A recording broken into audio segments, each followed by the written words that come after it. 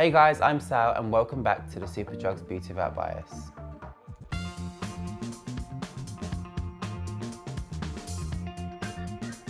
I'm on my way to meet the Albert Kennedy Trust. Basically what they do, they help support people in the LGBT community that are homeless. I was once homeless when I came out and I'm going to see what support they actually offer. Thank you for meeting me, and I just want to find out more information about what people can do if they find themselves homeless. So what does the Albert Kennedy Trust do? So we're an LGBT homeless youth charity, and we work with 16 to 25-year-olds that are homeless, faced with homeless or escaping a hostile environment. And we can do that many different ways. Usually first the protocol is to find immediate crisis accommodation to get our young people out of a hostile environment or off of the streets. And then the next is to provide them with more settled accommodation. So once our young people are then in the homes, we work around with some wraparound services with their well-being and giving them life skills so that eventually they can move on. That's true, because I can actually relate to this. When I was growing up, I came out to my parents, they wasn't happy. My dad was like, no, you can't live here no more.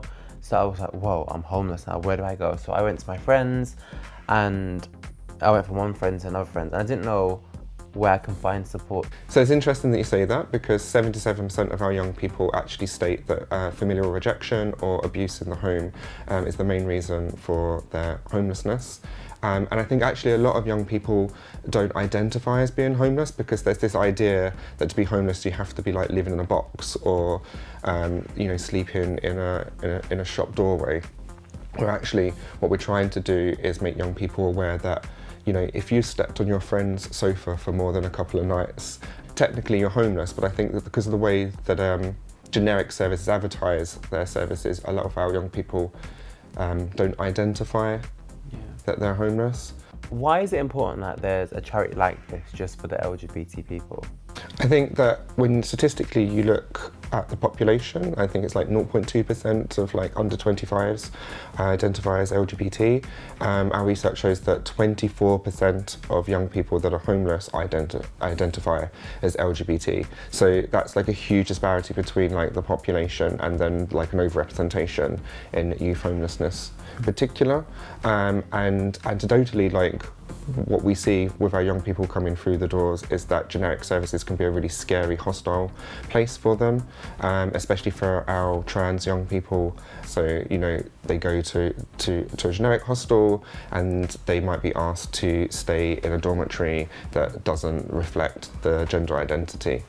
What advice would you give to someone if they're currently struggling or going through the situation?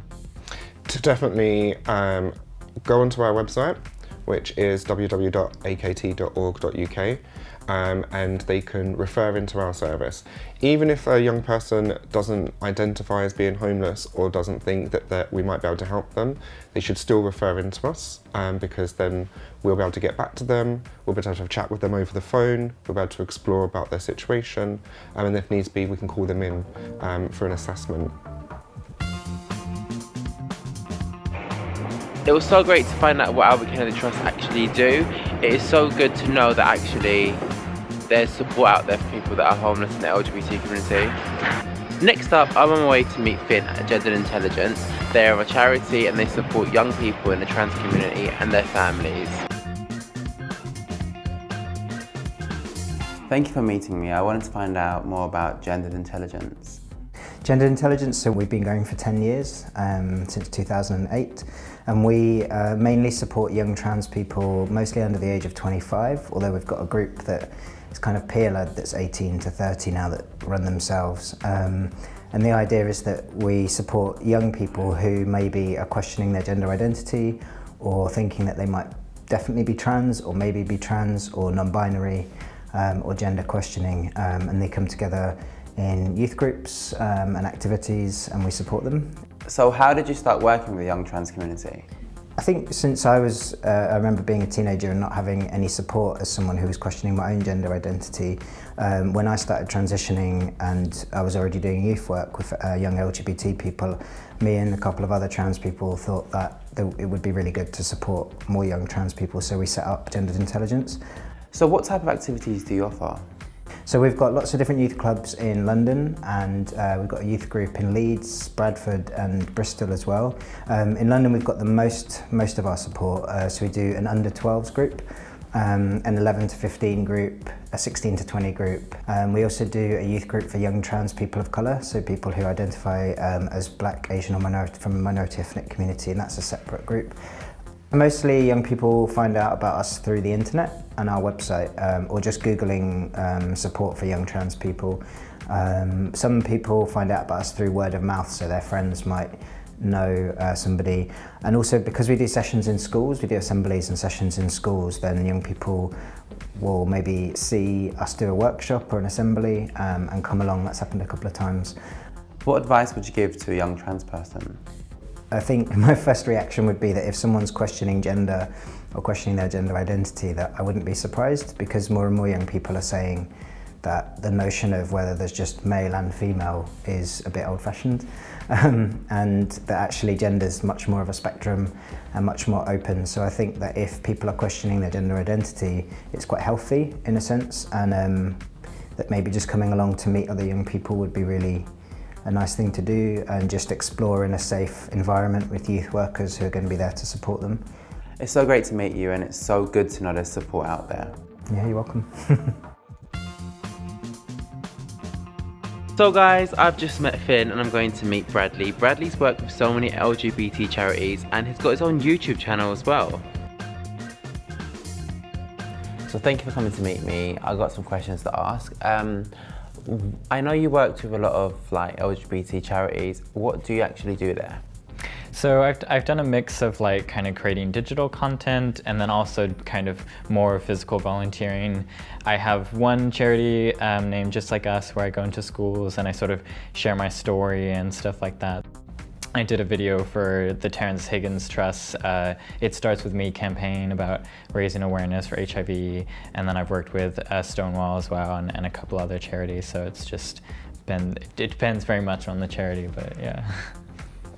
What actually made you fall into this? When I kind of dealt with my somewhat difficult coming out, I very much had the LGBT+ community kind of help build me up, and I sort of really fell in love with myself and my sexuality, but I also fell in love with the LGBT+ community, and I wanted a way to kind of give back to the community that meant so much to me, and also just opening my eyes once I'd come out to the injustices that happen against our community. I was like, I have to do something about this, and one way I can do that is by making videos online, which is really meaningful and impactful for me. But something that's also really meaningful for me was actually going like into these schools to give talks and kind of being involved and promoting the voices of these charities, which are doing such great work. If there's someone struggling, what advice would you give them? Sometimes it's as simple as, you know, a Google query like LGBT+ mental health resources, and there's tons and tons of stuff there. You just have to really seek it out. I think one great thing about the online community is that we have so many safe spaces and support resources for the LGBT+ community. So for those that might not have a local LGBT+ community or might be living in a country or place where it's not safe to be LGBT+, they can access those resources online potentially. When you first came out, did you find support easy? Because when I was growing up, I didn't know where to look. I think that at the start, everything's a little bit disorientating, especially when you're kind of just coming out of that internalized homophobia, and I was dealing with my faith and sexuality and all of these different kind of things, and a lot of that can all be a really overwhelming experience. But I really did kind of find refuge in the online community. I started watching other LGBT+ YouTubers, which is what inspired me to start doing YouTube. We have this charity called Switchboard. They run an LGBT+ helpline. We have charities like the Albert Kennedy Trust, which are helping LGBT+ homeless in the UK. And so there is so much there. You know, sometimes it can be scary to kind of look for this stuff, but when you do, it's all there. What would you say to someone if they think there's no support there? What I would say is never, never, never assume, because we have these incredible, incredible resources out there, regardless of your identity and regardless of where you sit on the gender or sexuality spectrum or where you are at in the LGBT+ community. There is stuff there. There are people that want to talk to you and that are willing to listen to you and help you and want to actively make a difference in your life. So, thanks so much for coming and honestly being open with me about how you came out and where to find support. I've learned so much. Thank you. So guys, it's come to an end. The filming's done. This campaign's been amazing. We've explored different areas of the LGBT community. I've learned so much and I hope you learned something too. I hope you enjoyed everything. Make sure you give it a thumbs up, do subscribe and check out Superdrug's YouTube channel, and there's going to be more Pride videos coming.